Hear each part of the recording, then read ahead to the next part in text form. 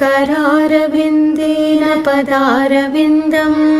मुखारविन्दे विनिवेशयन्तं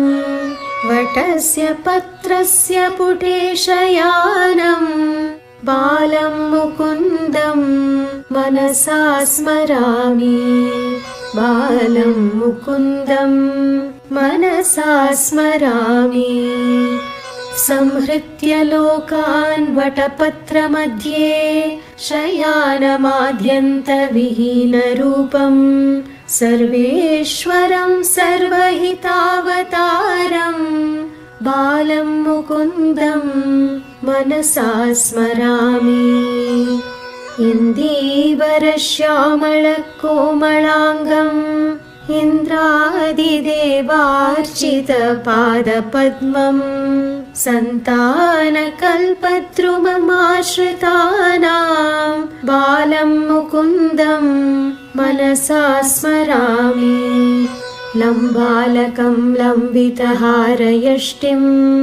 शृङ्गारलीलाङ्कितदन्तपङ्क्तिं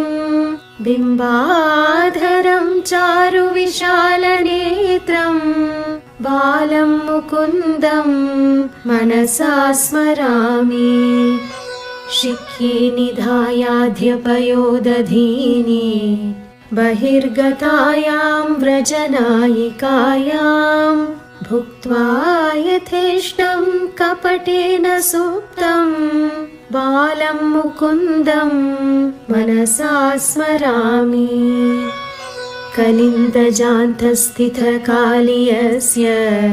फणाग्ररङ्गे नटनप्रियन्तं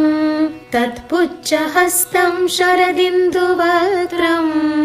बालं मुकुन्दं मनसा स्मरामि उलुखले बद्धमुदारशौर्यम् उत्तुङ्गयुग्मार्जुनमङ्गलीलम्